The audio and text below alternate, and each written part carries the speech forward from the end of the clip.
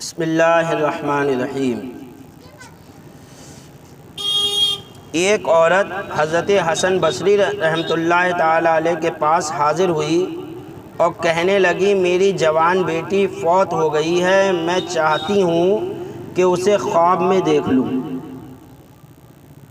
کوئی ایسی دعا بتلائیے جس سے میری مراد پوری ہو جائے۔ آپ نے اسے ایک دعا سکھلائی۔ اس عورت نے رات میں وہ دعا پڑھی اور اپنی بیٹی کو خواب میں دیکھا تو اس کا حال یہ تھا کہ اس نے جہنم کے تارکول کا لباس پہن رکھا تھا، جہنم کے تارکول کا لباس پہنی ہوئی تھی، اس کے ہاتھوں میں زنجیریں اور پاؤں میں بیڑیاں تھیں۔ عورت نے دوسرے دن یہ خواب آپ کو سنایا، آپ بہت مغموم ہوئے، یہ خواب سنا تو بہت غمگین ہوئے۔ کچھ عرصے بعد حضرت حسن رحمۃ اللہ تعالی علیہ نے اس لڑکی کو جنت میں دیکھا، اس کے سر پر تاج تھا۔ وہ آپ سے کہنے لگی آپ مجھے پہچانتے ہیں؟ میں اسی خاتون کی بیٹی ہوں جو آپ کے پاس آئی تھی، اسی خاتون کی بیٹی ہوں، اور میری تباہ حالت آپ کو بتلائی تھی۔ آپ نے اس سے پوچھا تیری حالت میں یہ انقلاب کس طرح آیا؟ آخر یہ عذاب الہی جو تجھ پر ہو رہا تھا وہ کیسے ہٹ گیا، اور کیسے تو جو ہے جنت کی نعمتوں کے مزے لے رہی ہے؟ لڑکی نے کہا قبرستان کے قریب سے ایک صالح شخص کا گزر ہوا، قبرستان کے پاس سے ایک نیک مرد گزرا، اور گزر کر کیا کیا اس نے؟ اور اس نے حضور صلی اللہ علیہ وسلم پر درود پڑھا، سرکار پر درود بھیجا۔ اس کے درود پڑھنے کی برکت سے اللہ تعالیٰ نے ہم 500 قبر والوں سے عذاب اٹھا لیا۔ درود پاک کی فضیلت دیکھیے کہ بندہ مومن اور بندہ مومن کی طاقت دیکھیے، بندہ مومن کی طاقت دیکھیے اور درود پاک کی فضیلت دیکھیے کہ اللہ کا عذاب 500 قبروں سے اٹھ گیا۔ غور کا مقام ہے کہ حضور صلی اللہ علیہ وسلم پر ایک شخص کے درود بھیجنے کی برکت سے اتنے بہت سے لوگ بخشے گئے۔ کیا وہ شخص جو 50 سال سے حضور صلی اللہ علیہ وسلم پر درود بھیج رہا ہو، قیامت میں اس کی مغفرت نہیں ہوگی؟ اسی لیے کہتے ہیں کہ کثرت سے درود پڑھو، کثرت سے درود پڑھو، ہمارے گناہوں کو جو ہے معافی ملے گی درود کی برکت سے۔ آدمی کو کثرت سے درود پڑھنے والا بننا چاہیے۔ کثرت سے جو دن میں 300 مرتبہ درود پڑھ لے گا تو وہ کثرت سے درود پڑھنے والوں میں شمار کیا جائے گا۔ تو اتنی کوشش کر لو، کوئی بڑی بات نہیں ہے کہ 300 مرتبہ اللہ کے رسول صلی اللہ تعالی علیہ وسلم پر درود پاک پڑھیں۔ ایک مرتبہ اور پڑھ لیجئے، اللہ رب محمد صلی اللہ علیہ وسلم نحن عباد محمد صلی اللہ علیہ وسلم۔ مومن اور منافق کا فرق، کہ مومن اور منافق میں فرق کیا ہے؟ رسول اللہ صلی اللہ علیہ وسلم سے مومن اور منافق کے متعلق پوچھا گیا تو آپ نے فرمایا کہ مومن کی ہمت نماز اور روزے کی طرف رہتی ہے۔ اب اس سے ہم اندازہ لگائیں کہ ہمارے اندر کس کی باتیں پائی جا رہی ہیں، مومنوں والی یا منافقوں والی؟ اس کو توجہ دیں۔ اللہ کے رسول سے پوچھا گیا کہ مومن اور منافق میں کیا فرق ہے؟ آپ نے فرمایا کہ مومن کی ہمت نماز اور روزے کی طرف رہتی ہے۔ جو مومن ہوگا اس کی توجہ نماز کی طرف رہے گی، اس کی توجہ روزے کی طرف رہے گی۔ اور فرماتے ہیں منافق کی ہمت جانوروں کی طرح کھانے پینے کی طرف رہتی ہے، اسے بس کھانے پینے سے مطلب ہے کہ مجھے کھانا ہے پینا ہے۔ اس سے اب ہم اندازہ لگائیں کہ الحمدللہ ثم الحمدللہ ہم لوگ مسلمان ہیں، لیکن ہمارے اندر کیا مسلمان والی علامت ہے؟ علامت تو ہمارے اندر منافق والی پائی جا رہی ہے۔ جب ہم نمازوں سے دور ہیں اور کھانے پینے کے زیادہ قریب ہیں، دھیان ہمارا کھانے پینے میں لگا ہوا ہے، نماز کی طرف توجہ نہیں ہے، تو یہی تو منافق کی پہچان بتائی اللہ کے رسول نے۔ غور کرنا چاہیے ہمیں کہ ہم مومن ہیں، اور سرکار نے مومن کی پہچان یہ بتائی تھی کہ مومن کی توجہ نماز کی طرف ہوگی، اور منافق جو ہے وہ نماز سے بھاگے گا اور کھانے پینے، جانوروں کی طرح کھانے پینے کی طرف اس کی توجہ رہتی ہے۔ اور وہ نماز روزے کی طرف متوجہ ہی نہیں ہوتا۔ اسی وجہ سے جو اللہ کے رسول صلی اللہ تعالیٰ علیہ وسلم کے زمانے کے منافق تھے، ان پر بھی 2 نمازیں بہت گراں تھیں۔ سرکار فرماتے ہیں یہ 2 نمازیں منافقوں پر بہت گراں ہیں، ایک فجر کی، ایک عشاء کی۔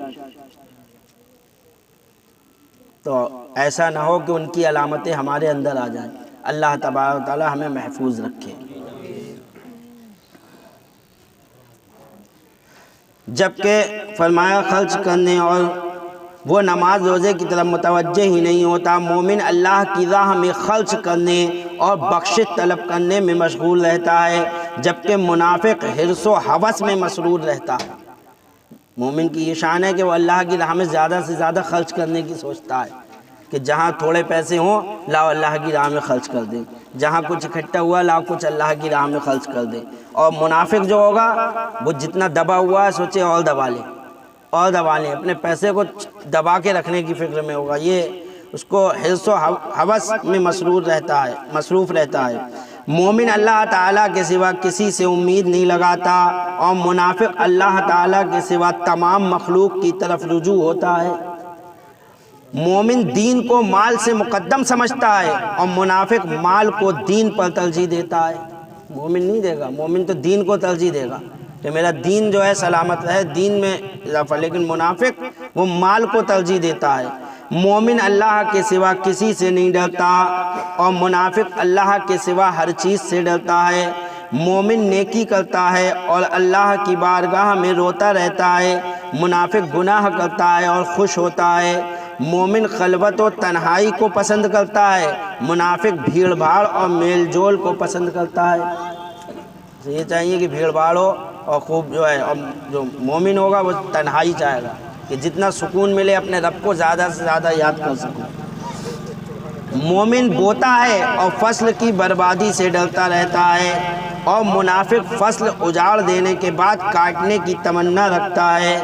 تو یہ پہچان بتائی گئی۔ مومن دین کی تدبیر کے ساتھ اچھائیوں کا حکم دیتا ہے، برائیوں سے روکتا ہے اور اصلاح کرتا ہے۔ منافق اپنی ہیبت اور سطوت کے لیے فتنہ و فساد برپا کرتا ہے، اور نیکیوں سے روکتا اور برائیوں کا حکم دیتا ہے۔ اللہ تعالیٰ کا ارشاد ہے، منافق مرد اور عورتیں ایک دوسرے میں سے ہیں، نیکی سے روکتے اور برائیوں کا حکم دیتے ہیں۔ ان کا دونوں کا حال ایسے ہی ہے۔ جہنم کے 7 دروازے ہیں۔ اللہ تعالیٰ نے جہنم کو پیدا کیا اور اس کے 7 دروازے بنائے، اور جنت کے کتنے دروازے ہیں؟ 8۔ اللہ کی رحمت اور یہ اللہ کا عذاب، اللہ کی رحمت اللہ کے عذاب پر غالب، اس لیے جنت کے دروازے 8 اور جہنم کے دروازے 7۔ تو جہنم کے 7 دروازے، اللہ تعالیٰ نے جہنم کو پیدا کیا اور اس کے 7 دروازے بنائے، جیسا کہ فرمان الہی ہے، وَلَهَا سَبْعَةُ أَبْوَابٍ، اس کے دروازے لوہے کے ہوں گے جن پر لعنت کی تہیں جمی ہیں۔ اس کا ظاہر تانبے کا اور باطن سیسے کا ہے۔ اس کی گہرائی میں عذاب اور اس کی اونچائی میں اللہ کی ناراضگی ہے۔ اس کی زمین تانبے، شیشے، لوہے اور سیسے کی ہے۔ اس میں رہنے والوں کے لیے اوپر نیچے دائیں بائیں آگ ہی آگ ہے۔ اس کے طبقات اوپر سے نیچے کی طرف ہیں، اور سب سے نچلا طبقہ منافقوں کے لیے ہے۔ یعنی اوپر سے شروع ہیں، اوپر کا پہلا، پھر دوسرا، تیسرا، اور سب سے نچلا طبقہ جو ہے وہ منافقوں کے لیے ہے۔ حدیث شریف میں وارد ہے کہ حضور صلی اللہ علیہ وسلم نے جبرائیل سے جہنم کی تعریف اور گرمی کے بارے میں دریافت فرمایا۔ جبرائیل نے جواب دیا، اللہ تعالیٰ نے جہنم کو پیدا کیا اور اسے 1000 سال تک دہکایا تو وہ سرخ ہو گیا، پھر 1000 سال تک دہکایا تو سفید ہو گیا، جب مزید 1000 سال تک دہکایا گیا تو وہ بالکل سیاہ یعنی کالا ہو گیا، اور اب جہنم کی آگ کالی ہے۔ جہنم کی آگ میں روشنی کا نام و نشان نہیں ہے، جہنم کی آگ کالی ہے۔ حضور صلی اللہ علیہ وسلم نے جبرائیل سے کہا، یہ بتلاؤ کہ جہنم کے دروازے کیا ہمارے دروازوں جیسے ہیں؟ جبرائیل نے عرض کی نہیں حضور، وہ مختلف طبقات میں بنے ہوئے ہیں، کچھ اوپر اور کچھ نیچے ہیں، اور ایک دروازے کا درمیانی فاصلہ 70 سال کا ہے۔ ہر دروازہ پہلے دروازے سے 70 گنا زیادہ گرم ہے۔ آپ نے ان دروازوں میں رہنے والوں کے متعلق پوچھا تو جبرائیل نے جواب دیا سب سے نچلے کا نام حاویہ ہے، جو 7واں طبقہ ہے، سب سے نیچا، اس کا نام کیا ہے؟ اس جہنم کا حاویہ ہے، اور اس میں منافق رہیں گے، جیسا کہ فرمان الہی ہے ان المنافقین لفی الدرک الاسفل۔ دوسرے طبق کا نام جہیم ہے، اور اس میں مشرک ہیں، اس کے اوپر مشرک جو اللہ کے ساتھ شرک ٹھہراتے تھے۔ تیسرے کا نام سقر ہے، اور اس میں صابی ہیں۔ چوتھے کا نام لظہ ہے، اور اس میں ابلیس اور اس کے پیروکار مجوسی ہیں۔ چوتھے طبق میں شیطان لعین ہوگا، اور اس کے پیروکار مجوسی جو آگ کی پرستش کرتے تھے وہ ہوں گے۔ پانچویں کا نام حطمہ ہے، اور اس میں یہود ہیں۔ چھٹے کا نام سعیر ہے، اور اس میں نصارہ ہیں۔ چھٹے طبقہ ہوگا، اس میں عیسائی ہوں گے، اس میں نصارہ ہیں۔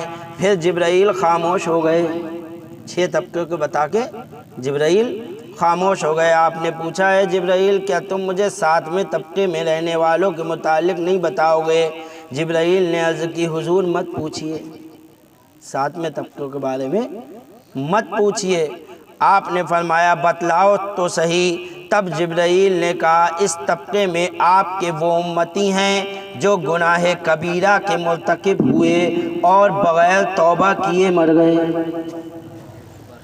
گناہ کبیرہ جیسے نماز نہ پڑھنا گناہ کبیرہ، شراب پینا گناہ کبیرہ، تو یہ داڑھی نہ رکھنا گناہ کبیرہ۔ اب جانے کتنے ہیں، دیکھیے جو لوگ یہ سوچتے ہیں کہ ارے رکھ لیں گے، اور پھر موت آ جاتی ہے بغیر داڑھی کے۔ ہم جانے کتنوں کو دفن کر کے آئے نہیں آئے، اور یہ گناہ کبیرہ میں ہے۔ توبہ تو کرتے تو ہم رکھتے نا۔ توبہ کا مطلب کیا ہوا؟ توبہ کا مطلب ہوا یا اللہ میں توبہ کرتا ہوں، آج کے بعد میں داڑھی نہیں کٹاؤں گا۔ اب وہ سوچتا رہا کہ چلو ابھی کر لیں گے، اب موت کا کوئی وقت تھوڑی معلوم ہے کب آ جائے، اور موت آ گئی تو بغیر توبہ کے مرے نہیں مرے؟ جب بغیر توبہ کے مرے تو بغیر توبہ کے مرے، بغیر داڑھی کے قبر میں پہنچے۔ جانے کتنے جاتے ہیں، ہم لوگ خود چھوڑ کر آتے ہیں، آپ نے دیکھا ہوگا۔ اس لیے توبہ میں دیری نہیں کرنا چاہیے بھائی۔ جبریل امین نے کہا کہ اس طبقے میں آپ کے وہ امتی ہیں جو گناہ کبیرہ کے مرتکب ہوئے اور بغیر توبہ کیے مر گئے۔ مرنے کے بعد تعصب، کتنے ایسے بوڑھے ہیں جو جہنم میں فریادیں کرتے ہیں، کتنے جوان ہیں جو جوانی کی ضیاء کو یاد کر کے آہ و بکا کرتے ہیں، کتنی ایسی عورتیں ہیں جو گزشتہ زندگی کی بدعمالیوں کو یاد کر کے چلاتی ہیں، درا حالے کہ ان کے اجسام اور چہرے سیاہ ہو چکے ہیں، ان کی کمریں ٹوٹ چکی ہیں، نہ ان کے بڑوں کی عزت کی جاتی ہے اور نہ ہی چھوٹوں پر رحم کیا جاتا ہے، اور نہ ان کی عورتوں کی پردہ پوشی کی جاتی ہے۔ اے اللہ ہمیں آگ کے عذاب اور ہر اس کام سے بچا جو ہمیں آگ کی طرف لے جائے، کہیے آمین۔ اور اپنی رحمت کے طفیل ہمیں نیکوں کے ساتھ جنت میں داخل فرما۔ اے عزیز، اے غفار، اے اللہ ہمارے عیبوں کو ڈھانپ لے، ہمیں خوف سے نجات دے، ہمیں لغزشوں سے بچا، اور اپنے سامنے شرمندگی سے محفوظ رکھ یا ارحم الراحمین۔ وصلی اللہ تعالی علی سیدنا و مولانا محمد اجمعین۔